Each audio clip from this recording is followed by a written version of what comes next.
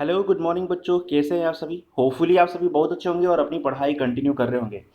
जैसे कि आप सभी जानते हैं कि मैं अभिषेक कुमार आप सभी के लिए क्लास 9, 10, 11 और 12 में केमिस्ट्री के लेक्चर जो है वो कंडक्ट कर रहा हूँ। ओके। साथ ही आप ये भी देख सकते हो कि किस तरीके से हमने जो है कई सारे चैप्टर कवर कर लिए और आज आपका जो चैप्टर चल रहा है वो मेटल्स एंड मेटलर्जी का चल रहा है, जो कि कौन से क्लास का है। ये आपके क्लास 10 का है और ये आज हमारा इसका जो है ये क्लास 10 का है और इसका लेक्चर नंबर 2 है बच्चों। तो सबसे पहले मैं अभिषेक कुमार आप सभी का हमारे इस वीडियो लेक्चर में बहुत बहुत स्वागत करता हूँ। साथ ही इस पढ़ोकर्स ऐप में भी बहुत बहुत स्वागत करता हूँ। इसी के साथ हम इस लेक्चर की शुरुआत करते हैं। Let's continue the lecture without talking any more. तो देखिए बच्चों, इस लेक्चर की शुरुआत से पहले एक इम्पोर्टेंट बात मैं आप सभी को बताना चाहूँगा कि कबीर जी के एक दोहे से हम इस लेक्चर की शुरुआत करेंगे और वो बहुत प्यारा दोहा है। इसी के साथ हम इस लेक्चर की शुरुआत करेंगे। कबीर जी ने कहा था, माटी कहे कुम्हार से तू क्या रौंदे मोहे, एक दिन ऐसा आएगा मैं रौंदूंगी तोहे। मतलब क्या है बच्चों? इसका मतलब यह है कि माटी कुम्हार से कहती है कि हे कुमार, तू क्या घमंड करता है कि तू मिट्टी को रौंद रहा है। एक दिन जब मेरी बारी आएगी तो मैं तुझे ऐसा रौंदूंगी कि तू सदैव के लिए जमीन में समा जाएगा, धरती में समा जाएगा। तो इसका मतलब यही है दोस्तों कि हमें कभी भी घमंड नहीं करनी चाहिए। ओके, कि हम इतना सीख चुके, हमें इतना आता है, हम ये जानते हैं वो जानते हैं। क्योंकि जब तक आप ऐसा करते रहोगे कोई भी स्टूडेंट नहीं सीख पाएगा। अब अगर देखिए, अगर कोई प्याली पहले से भरी हुई है, उसमें मैं अगर अलग से चाय डालना स्टार्ट कर दूं तो वो चाय बाहर ही गिर जाएगी, ना कि प्याली के अंदर रुकेगी बच्चों। इसीलिए आपको अपने दिमाग की प्याली जो है ये थोड़ी सी खाली करनी पड़ेगी। आधी आपकी रखो और आधी मेरी ले लो, तभी आपका नॉलेज जो है वो कप जो जिस तरीके से भरा हुआ होगा, बिल्कुल आपका ज्ञान भी वैसे ही भरा हुआ रहेगा। ओके। लेकिन आप पहले से अगर ये विचार करोगे नहीं मुझे ये आता है मुझे वो आता है, तो फिर सीखना मुश्किल हो जाता है।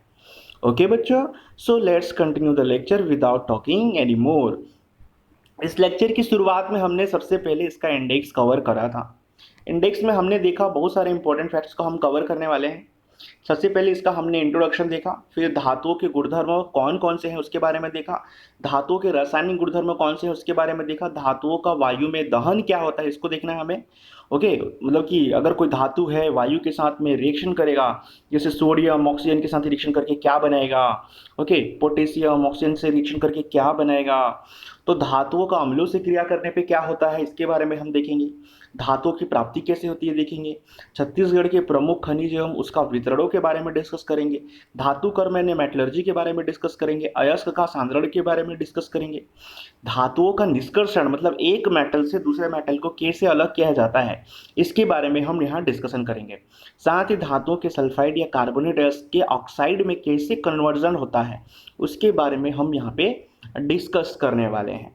तो धातुओं के ऑक्साइड का धातुओं में अपचयन को भी क्लियर करेंगे। अपचयन मतलब कि एक मेटल के ऑक्साइड है उससे उसका रिडक्शन कैसे होगा इसको हम कवर करेंगे। और इन धातुओं का शोधन कैसे किया जाता है, इनको प्यूरिफाई कैसे किया जाता है इसके बारे में भी हम डिस्कशन करने वाले हैं। साथ ही हम यहाँ पे कवर करेंगे कि लोहे व लोहे के जितने भी मेटलर्जिकल फॉर्म है या मेटल से क्या क्या चीज़ें बनती हैं आयरन मेटल से, उनके बारे में डिस्कशन करेंगे। साथ ही जंग लगने को नियंत्रित कैसे किया जाए इसके बारे में डिस्कशन करेंगे और जंग लगने की प्रक्रिया पर डिस्कशन करेंगे। लोहे पर जंग लगने का रासायनिक सिद्धांत देखेंगे। ओके, और मिश्र धातुओं के बारे में पढ़ेंगे। तो इस तरीके से ये चैप्टर काफ़ी लार्ज है, आप देख सकते हो कई सारे इंपॉर्टेंट फैक्ट्स हैं यहाँ पे। तो सबसे पहले पिछले लेक्चर में हमने धातुओं के भौतिक गुणधर्म और धातुओं के रासायनिक गुणधर्म कवर कर लिया था। उसके बाद हमने धातुओं के रासायनिक गुणधर्म और धातुओं के हवा में दहन से क्या होता है इसको हम कवर कर रहे थे। तो जैसे यहाँ पे देखिए हमने देखा कि कोई भी मेटल है अगर ऑक्सीजन से रिएक्शन करता है तो उसका ऑक्साइड बनाता है। जैसे कि यहाँ पे आप देख सकते हो 4Na है, ये O2 से रिएक्शन कर रहा है और ये क्या फॉर्म कर रहा है बच्चों, ये फॉर्म कर रहा है 2Na2O। ओके, यानी सोडियम के 4 हैं तो ये 2 2 जा 4 हो गया, और ऑक्सीजन के 2 है तो हमने सामने पे 2 रखा है, ये ऑक्सीजन का भी हो गया और सोडियम का भी हो गया। ओके, तो क्योंकि ये दोनों के लिए व्यवहार प्रदर्शित करता है ना, बिल्कुल। अब देखिए धातुओं का जल के साथ में अभिक्रिया होने पे कैसा होता है। अच्छा, एक चीज और यहाँ पे देख लेते हैं, धातुओं का वायु में जो दहन हम लोग देख रहे थे, यहाँ पे दूसरा रिएक्शन है आपका, यहाँ पे सोडियम ऑक्साइड है, जब ये वाटर से रिएक्शन कर रही है तो ये सोडियम हाइड्रोक्साइड बना रही है। ओके, सोडियम ऑक्साइड जो है जब वाटर से रिएक्शन कर रही है, कैसे, यहाँ देखिए, जब Na2, ओके, Na2O, ये किससे रिएक्शन कर रही है, वाटर से। मतलब सबसे पहले क्या किया गया, सबसे पहले ना यहाँ पे लिया गया 4Na को, और इसको लेने के बाद वायु के साथ अभिक्रिया किया इसने, तो इसने बनाया 2Na2O फॉर्म किया। अब इसी 2Na2O को, मतलब कि Na2O को ले लिया गया और इसको जो है वाटर के साथ में रिएक्शन कराया गया। तो ये वाटर के साथ में रिएक्शन करके यहाँ पे देख लीजिए ये क्या बनाता है, ये 2 ऑक्सीजन हो गया, यहाँ पे 2 हाइड्रोजन हो गया और 2 सोडियम हो गया, तो ये सामने में 2 रख दिया हमने, और ये O और ये H सोडियम हाइड्रोक्साइड में कन्वर्ट हो गया। मतलब ये क्षार बना दिया, ये क्षार का फॉर्मूला है, आपको पता है हाइड्रोक्साइड है यहाँ पे। ओके, तो इस तरीके से ये केमिकल रिएक्शन यहाँ पे संपन्न हो पाया बच्चों। अब उसके बाद देखिए अगला पॉइंट है आपका, धातुओं का जल से क्रिया में क्या होता है भाई।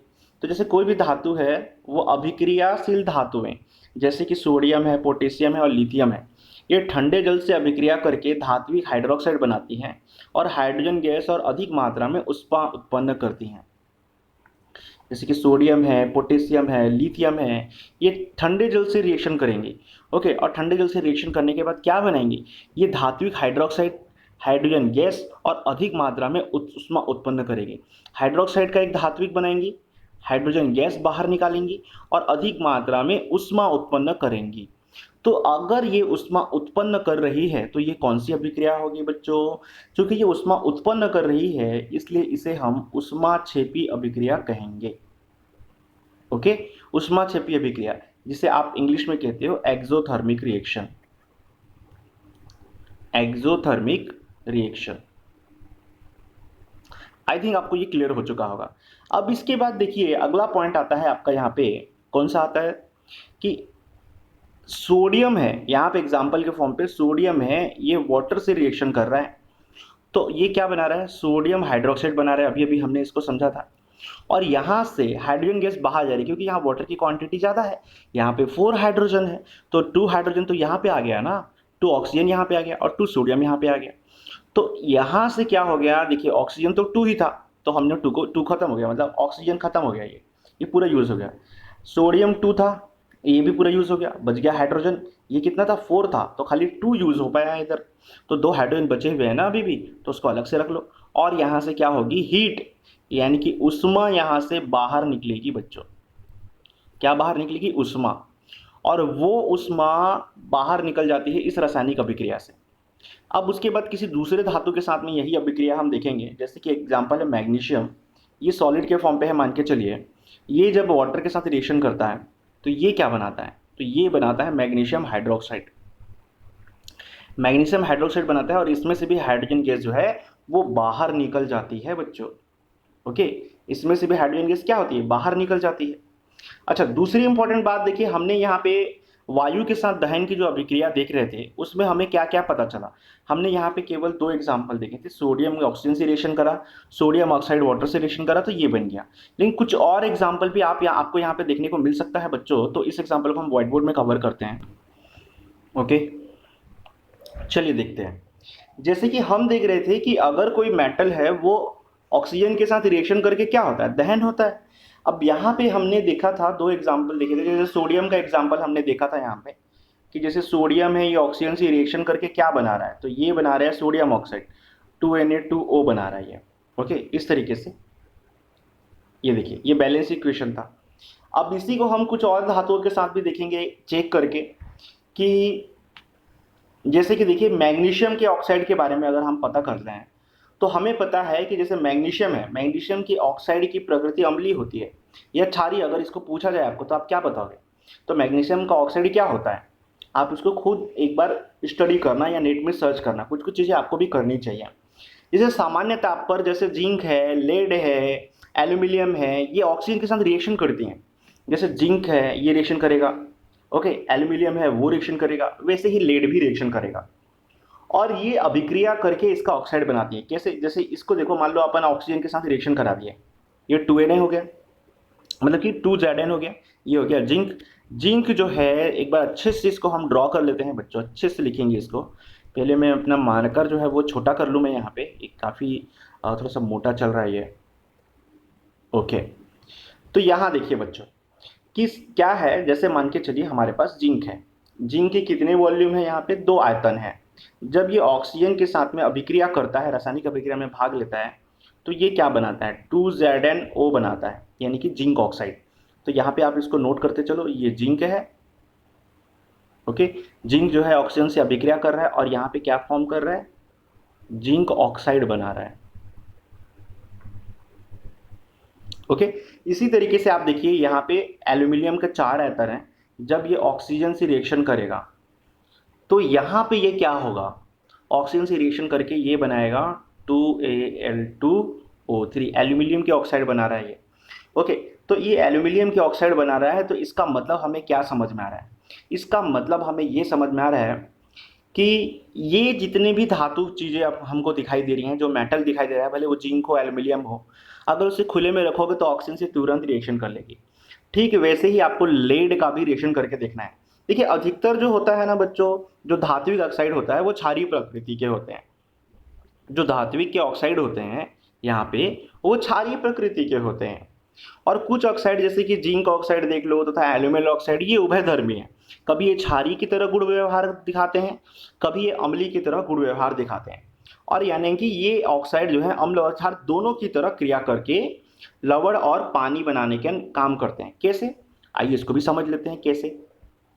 जैसे यहाँ देखिए, आपको मैं एक एग्जांपल समझाता हूँ, ध्यान से देखिएगा। जैसे कि हमारे पास Al2O3 था, यानी एल्यूमिनियम ऑक्साइड था। जब इसको 6 वॉल्यूम ऑफ हाइड्रोक्लोरिक एसिड के साथ रिएक्शन कराया गया, मतलब कि 6 आयतन हाइड्रोक्लोरिक अम्ल के साथ ये रासायनिक अभिक्रिया में भाग लेता है, तो ये क्या बनाता है? तो ये बनाता है बच्चों 2AlCl3 बनाएगा, और क्या फॉर्म करेगा? 2H2O फॉर्म करता है। अब इसका मतलब क्या है? देखिए, ये एल्यूमिनियम ट्राइक्लोराइड बना रहा है यहाँ पे, ओके, और वाटर यहाँ से रिलीज कर रहा है। और दूसरा अगर एग्जांपल देखो, जैसे मान लो Al2O3 है, अगर इसको सोडियम हाइड्रोक्साइड, ये अम्ल के साथ अभिक्रिया कर रहा है और अम्लीय गुण दिखा रहा है यहाँ पे ना। और अगर मान लो किसी क्षारीय के साथ अभिक्रिया कराते हैं इसको, सोडियम हाइड्रोक्साइड एक क्षार है, तो यहाँ पे क्षारीय गुण दिखाएगा। कैसे? देख लो, 2NaAlO2 बनाएगा ये, जिसको हम क्या कहते हैं? सोडियम। आप इसको नोट कर लीजिए, सोडियम एल्यूमिनेट इसका नाम है। ओके, ये एल्यूमिनेट बना रहा है और यहाँ से H2O रिलीज कर रहा है यहाँ से। ओके, यानी कॉपर का दहन नहीं होता, लेकिन धातु पर कॉपर ऑक्साइड की काले रंग की परत चढ़ जाती है। यहाँ पे कॉपर का दहन तो नहीं हो रहा, लेकिन कॉपर का परत जरूर चढ़ जाता है यहाँ पे। चांदी तथा सोना धातुएं उच्च ताप पर भी ऑक्सीजन से अभिक्रिया नहीं करती हैं, और ऑक्सीजन से अभिक्रिया नहीं करती हैं इसलिए जो है वो वैसे के वैसे बनी रहती हैं। जैसे देखिए, आपका एग्जांपल है, जैसे कि मान लो चांदी है, ओके, यानी कि ये सिल्वर हो गया। तो सिल्वर जो है माफ कीजिएगा, जो चांदी है बच्चों, या फिर आप देख लो सोना, एवरेट, गोल्ड, ओके, ये कभी भी ऑक्सीजन से रिएक्शन में भाग नहीं लेती हैं। ऑक्सीजन से रिएक्शन में भाग नहीं लेती, इसलिए इनके ऊपर कोई परत नहीं जड़ता। जैसे कि देख लो एग्जांपल, जैसे आयरन है, आयरन तो तुरंत ऑक्सीजन से रिएक्शन करके अभिक्रिया कर लेता है बच्चों, ओके, और Fe2O बना लेता है ये इस तरीके से। ओके, अब यहाँ पे देखो, ये आयरन तो ऐसा अभिक्रिया कर ले रहा है, लेकिन सोना और एल्यूमिनियम जो है ऑक्सीजन से अभिक्रिया नहीं करते। ये ऑक्सीजन से अभिक्रिया नहीं करती, भले आप यहाँ पे टेम्परेचर जो है, इनका जो तापमान है वो आप बढ़ा दो, ताप को भले आप उच्च कर दो, लेकिन ये ऑक्सीजन से अभिक्रिया में भाग नहीं लेंगी। इसी वजह से सोने और चांदी के ज़्यादातर क्या बनाए जाते हैं? सोने और चांदी के ज़्यादातर नेकलेस बनाए जाते हैं, गहने बनाए जाते हैं, क्योंकि उनमें कलर जल्दी से नहीं आता ना, इसीलिए। ओके, इसमें से कोई दूसरा कलर नहीं जमता, इसीलिए सोने और चांदी की धातुओं का इस्तेमाल किया जाता है गहनों के रूप में। ओके, तो आई थिंक आपको समझ में आ गया होगा। अब आपके बुक में कुछ कुछ क्वेश्चन है, जैसे पहला क्वेश्चन है, हवा में खुला छोड़ने पर धातुओं की चमक कम क्यों हो जाती है? क्योंकि कोई भी धातु जो है बच्चों, अगर हवा में खुला छोड़ दोगे या तो वो क्या करेगी, ऑक्सीजन से अभिक्रिया करेगी, और ऑक्सीजन से अभिक्रिया करके क्या बना लेगी, ऑक्सीजन से अभिक्रिया करने के बाद वो जो है खुद का क्या बना लेगी यहाँ पे, तो ऑक्सीजन से अभिक्रिया करेगी और क्या बनाएगी, खुद के साथ वो खुद का ऑक्साइड बनाएगी। क्या बनाएगी, खुद का ऑक्साइड। जैसे जिंक है, जिंक का हमने देखा ऑक्सीजन से रिएक्शन किया और जिंक का ऑक्साइड बना लिया। आयरन को हमने देखा ऑक्सीजन से रिएक्शन किया और आयरन का ऑक्साइड बना लिया। तो ये सभी खुद के साथ ऑक्साइड बना रहे हैं। अच्छा, तो ये कारण है इसका। दूसरा क्वेश्चन है आपके बुक में, कौन सा दूसरा क्वेश्चन है आपके बुक में, अगला क्वेश्चन है कि सोना और प्लेटिनम का उपयोग गहने बनाने में क्यों किया जाता है?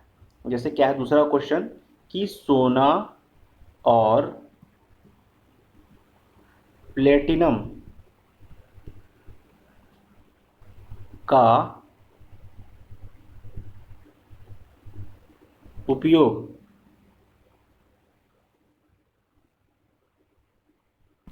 गहने बनाने में क्यों होता है? आप क्या आंसर दोगे इसका? तो इसका आंसर बड़ा सिंपल है। अभी जैसे कि मैंने आपको समझाया कि भले वो सोना हो या भले वो चांदी हो, ओके, या भले वो प्लेटिनम हो, ये ऑक्सीजन के साथ में अभिक्रिया नहीं करते हैं। ये तीनों के तीनों ऑक्सीजन के साथ अभिक्रिया नहीं करते, भले आप तापमान को उच्च पे रखो, उच्च तापमान रखो, ये ऑक्सीजन से अभिक्रिया नहीं करते। और इसके ऊपर, इसी कारण से इनके ऊपर जो है, इन धातुओं के ऊपर कोई भी परत नहीं जमती है, क्योंकि जो धातु ऑक्सीजन से अभिक्रिया करेगी उसके ऊपर ऑक्सीजन की परत जम जाएगी और उसका कलर बदल जाएगा, और ये नहीं करती हैं अभिक्रिया। इसीलिए इनको गहने बनाने में इस्तेमाल किया जाता है बच्चों। आई थिंक आपको ये समझ में आ गया होगा। ओके, तो जैसे कि अभी अगला क्वेश्चन है, इसका अगला क्वेश्चन क्या है कि लेड मैग्नीशियम, लेड हो गया या मैग्नीशियम हो गया, ये सभी क्या है, लेड मैग्नीशियम एल्यूमिनियम धातुओं के ऑक्सीजन से अभिक्रिया का समीकरण लिखिए। तो बड़ा ही आसान है बच्चों। जैसे कि लेड धातु का देख रहे हैं आप, एग्जाम्पल के लिए हम देख लेते हैं यहाँ पे, किसका, लेड का। सबसे पहले मैं एल्यूमिनियम का बता देता हूँ कि एल्यूमिनियम जो है वो ऑक्सीजन से अभिक्रिया में कैसे भाग लेता है। तो 4Al हो गया और ये हो गया 3O2। तो इसकी अभिक्रिया देख लीजिए, ये क्या हो जाएगा, 2L2O3। ये रासायनिक अभिक्रिया बना लिया। ओके, एल्यूमिनियम के ऑक्साइड बना रहा है। और वैसे ही अगर आप मैग्नीशियम को देखोगे तो मैग्नीशियम भी वैसी अभिक्रिया करेगा भाई। ओके, मैग्नीशियम कैसी अभिक्रिया करेगा, ये देख लीजिए, मैग्नीशियम हो गया और यहाँ पे हम क्या कर लेते हैं, यहाँ पे O2 इस तरीके से हम यहाँ पे बना देते हैं। तो ये क्या बन जाएगा, 2 मैग्नीशियम ऑक्साइड। ओके, ये मैग्नीशियम से अभिक्रिया कर लिया। वैसे ही आप लेड से अभिक्रिया को कर लीजिएगा, वो आपका होमवर्क हो गया। फिर उसके बाद देखते हैं क्या होता है जब धातुएं जल से अभिक्रिया करती हैं, जिसको मैं अभी अभी आपको स्लाइड में समझा रहा था। तो नेक्स्ट स्लाइड में हम इसकी स्टडी कर लेते हैं। तो देखिए, अधिक अभिक्रियाशील धातु जैसे कि आपने देखा कि सोडियम है, पोटेशियम है, लिथियम है, ये ठंडे जल से अभिक्रिया करके धातु हाइड्रोक्साइड बनाती हैं और हाइड्रोजन गैस को मुक्त करती हैं। अब इसको हम थोड़ा अच्छे से समझ लेते हैं कैसे कैसे ये होता है। जैसे कि मान के चलो आपके पास यहाँ पे सोडियम है, ये सॉलिड के रूप में है। अब ये ठंडे जल से अभिक्रिया करेंगी, यानी वाटर से अभिक्रिया करेंगी, ये लिक्विड के रूप में है। तो ये क्या बनाएंगी, ये सोडियम हाइड्रोक्साइड बनाएंगे। यहाँ से क्या बनाएंगी, सोडियम हाइड्रोक्साइड। और सोडियम हाइड्रोक्साइड बनाने के साथ साथ ये हाइड्रोजन गैस बाहर निकालेंगी और यहाँ से एक चीज़ और बाहर निकलेगी, वो क्या है, उष्मा। उष्मा यहाँ से बाहर निकलेगी, मतलब ये कौन सी अभिक्रिया है, ये है आपकी उष्मा क्षेपी अभिक्रिया। तो मैग्नीशियम भी वैसे ही करता है। मैग्नीशियम क्या करता है, जैसे ये मैग्नीशियम है, मान के चलो ये सॉलिड है, ये वाटर से अभिक्रिया करेगा 2H2O से, ये लिक्विड है, और ये क्या बनाएगा, मैग्नीशियम का हाइड्रोक्साइड फॉर्म करता है, और यहाँ से ये क्या बनाएगा, हाइड्रोजन गैस को मुक्त करेगा। ओके, ठीक वैसे ही एक और अभिक्रिया देख लो आप, जैसे कि एल्यूमिनियम का देख लो। एल्यूमिनियम जो है वो क्या करेगा, ये सॉलिड है, ये वाटर के साथ अभिक्रिया करेगी, ये लिक्विड है, वाटर जो है वो। ओके, अच्छा दूसरी बात, ये जो सॉल्यूशन प्राप्त हो रहा है ये कौन सा, ये एक्वस सॉल्यूशन है बच्चों। जब किसी सॉलिड को लिक्विड में डालते हैं तो एक्वस सॉल्यूशन फॉर्म होता है, यानी जलीय विलयन प्राप्त होता है। तो यहाँ से ये क्या बन रहा है, Al2O3 प्लस यहाँ से क्या बाहर आ रही है, यहाँ से बाहर आ रही है हाइड्रोजन गैस। लेकिन यहाँ पे देखिए ये वाटर में डालने के बावजूद भी ये सॉलिड का सॉलिड ही रहता है। क्यों, इसका कारण क्या है, क्योंकि एल्यूमिनियम की गुणता ही ऐसी है कि उसको वाटर में कन्वर्ट नहीं किया जा सकता, उसका जलीय विलय नहीं प्राप्त किया जा सकता, इसलिए ये इस तरीके से रहती है बच्चों। अब इसी में आप आयरन का भी एक एग्जाम्पल देख लो।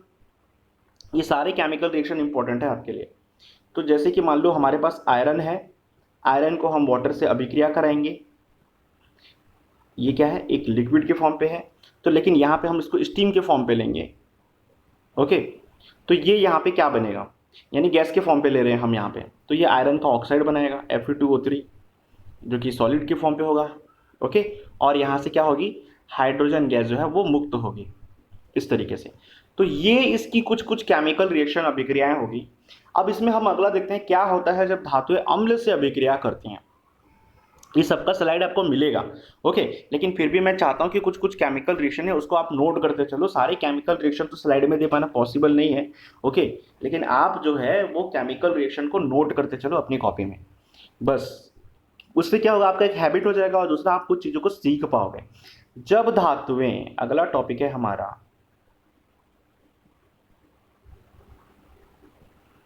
धातुओं का अम्ल से अभिक्रिया।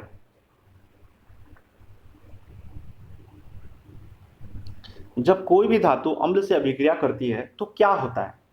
देखिए, हमको पता है कि धातुएं तनु अम्लों के साथ अभिक्रिया करके संगत लवण और हाइड्रोजन गैस उत्पन्न करती हैं, ये तो पता है अपने को। हमने अभी अभी एग्जाम्पल देखा था HCl वाला।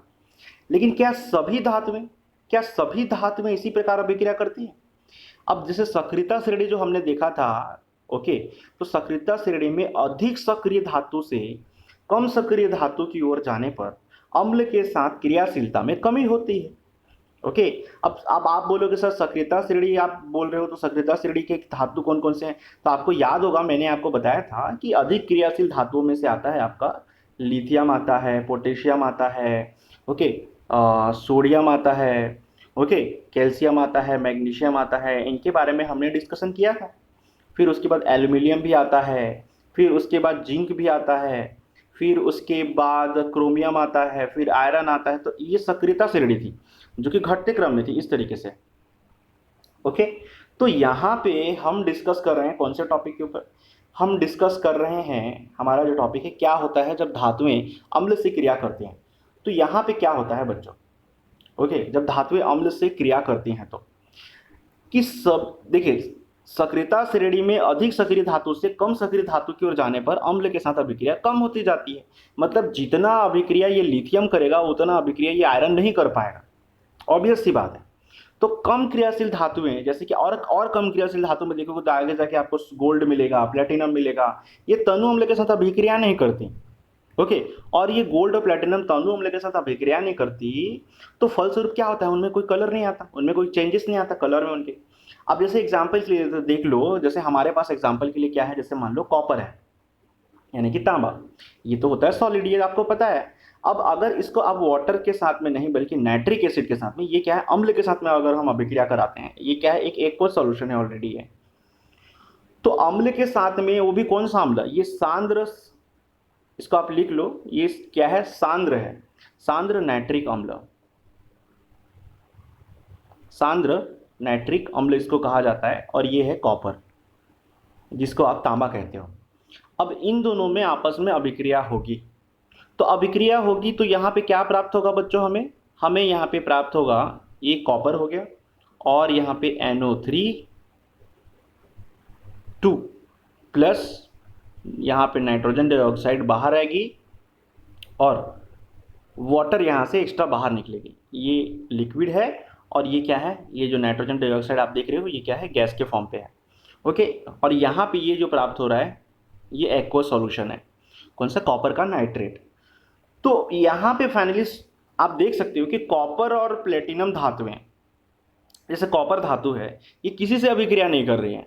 ओके, मतलब नहीं, कॉपर धातु अभिक्रिया कर रही है, अम्ल के साथ अभिक्रिया कर रही है, लेकिन इसमें क्या बना रही है, इसका ये नाइट्रिक अम्ल यहाँ पे फॉर्म कर रही है कॉपर का। ओके, कॉपर का नाइट्रेट यहाँ पे फॉर्म कर रही है। अच्छा, दूसरी बात, यहाँ पे नाइट्रोजन डाइऑक्साइड गैस बाहर आ रही है और यहाँ पे H2O गैस मुक्त हो रही है। तो हम क्या देख रहे हैं, जब धातुएं अम्ल से अभिक्रिया करती हैं तो क्या होता है, तो यहाँ पे इसका नाइट्रेट बनाया है, नाइट्रोजन डाइऑक्साइड गैस बाहर निकला और वाटर भी बाहर निकला। अच्छा, लेकिन आप बोलोगे सर अभी अभी आपने बताया था कि जैसे सोना है, प्लेटिनम है, ओके, जैसे कि सोना है, एवरेट और प्लेटिनम है, ये तो अम्ल के साथ अभी, ये तो ऑक्सीजन के साथ अभिक्रिया में भाग नहीं लेती, तो क्या ये किसी अम्ल के साथ अभिक्रिया में भाग लेती हैं? तो ये धातुएं देखिए बच्चों, केवल जो है अम्लराज के साथ अभिक्रिया में भाग लेती हैं। इसके साथ अम्लराज, जिसको आप एसिड रेन के नाम से भी जानते हो या एक्वा भी कहते हो आप, एक्वा। तो कभी कभी एग्जाम में इसके क्वेश्चन आपको देखने को मिलेंगे, ये इंपॉर्टेंट है एक्चुअली में। एक्वा, एक मिनट, ये एक्वा किसे कहते हैं भी परीक्षा में पूछ देता है, तो आपको वहां पे बताना पड़ेगा। तो देखिए, सोना और प्लेटिनम ये दोनों अम्ल राज से अभिक्रिया करती हैं, यानी एक्वा से अभिक्रिया में भाग लेती हैं। अब यहाँ पे आपको दिमाग में क्वेश्चन आ रहा होगा, सर ये एक्वा होता क्या है? तो पहले हम ये एक्वा का कंडीशन जो है इसको सॉल्व कर लेते हैं। देखिए, हमारा टॉपिक लिख लेते हैं हम, एक्वा,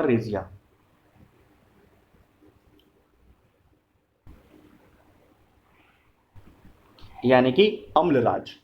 तो अम्लराज क्या होता है, अगर आप 3 भाग हाइड्रोक्लोरिक अम्ल लेते हो और 1 भाग HNO3 लेते हो, तो ये लोग आपस में अभिक्रिया करके किसका निर्माण करेंगे, अम्लराज का निर्माण करते हैं। यही लोग आपस में अभिक्रिया करके अम्लराज का निर्माण करते हैं बच्चों। तो आई थिंक आपको समझ में आ गया होगा, एक्वा किसे कहते हैं, 3 भाग हाइड्रोक्लोरिक अम्ल, ओके, और 1 भाग नाइट्रिक अम्ल को हम एक साथ अम्लराज का नाम देते हैं, जो केवल और केवल सोना और प्लेटिनम इसके साथ अभिक्रिया करती है। ओके, तो अब उसके बाद आपकी बुक में कुछ कुछ क्वेश्चंस हैं, जैसे कि मैं यहाँ पे आपको बताना चाहूँगा कुछ क्वेश्चंस क्या है, जैसे कि कैल्शियम की जल के साथ अभिक्रिया करने पे क्या होती है, इनका समीकरण लिखना है आपको। तो कैल्शियम कैल्शियम अगर जल से अभिक्रिया करेगी तो क्या प्राप्त होगा, तो कैल्शियम अगर जल से अभिक्रिया करेगी बच्चों, तो कैल्शियम का हाइड्रोक्साइड प्राप्त होगा, ऑब्वियस सी बात है। ओके, अब लोहे की जल वाष्प के साथ अभिक्रिया होने पे क्या होता है, जैसे आयरन है, आयरन का जैसे कि ये जल वाष्प के साथ अभिक्रिया करेगी। ओके, जल वाष्प के साथ मतलब कि H2O के साथ में अभिक्रिया करेगी। अब ये H2O की क्वांटिटी यहाँ कितनी होगी ये किसी को नहीं पता, हो सकता है ये 12 हो जाए, हो सकता है ये कुछ भी और हो जाए। ओके, तो यहाँ से हम इसको एक काम करते हैं, यहाँ पे हम रख लेते हैं 13, मान के चलो कि हमने यहाँ पे 13 रख लिया। तो ये दोनों आपस में अभिक्रिया करके क्या बनाएंगे, तो ये बनाएंगी Fe2O3, और यहाँ पे मैं लिख देता हूँ ये हो गया 10H2। इस तरीके का एक इक्वेशन फॉर्म करेंगी ये। ओके, तो ये जल के साथ अभिक्रिया करके ये इस तरीके का एक समीकरण बनाती हैं बच्चों। तो आई थिंक आपको ये समझ में आ गया होगा। आपके बुक में अगला क्वेश्चन भी है, अम्लराज किसे कहते हैं, तो आई थिंक आप उसे बता सकते हो कि अम्लराज किसे कहते हैं, कि 1 भाग नाइट्रिक अम्ल और 1 भाग कौन सा रहता है इसमें, अम्लराज में आपने देखा था, अभी अभी मैंने आपको बताया था, हाँ, 1 भाग नाइट्रिक अम्ल और 3 भाग हाइड्रोक्लोरिक अम्ल मिल करके अम्लराज की निर्माण करती हैं। तो आई थिंक ये टॉपिक आपको समझ में आ चुका होगा और इसमें आपको कोई डाउट नहीं होगा। तो चलिए मैं इसको लिख देता हूँ, ज़्यादा बेटर होगा। अम्लराज किसे कहते हैं, वो क्वेश्चन आता है क्योंकि बहुत इंपॉर्टेंट क्वेश्चन है। जब एक आयतन नाइट्रिक अम्ल 3 आयतन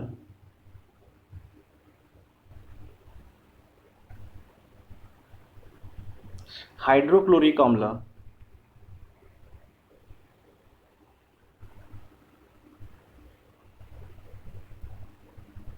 से अभिक्रिया करती है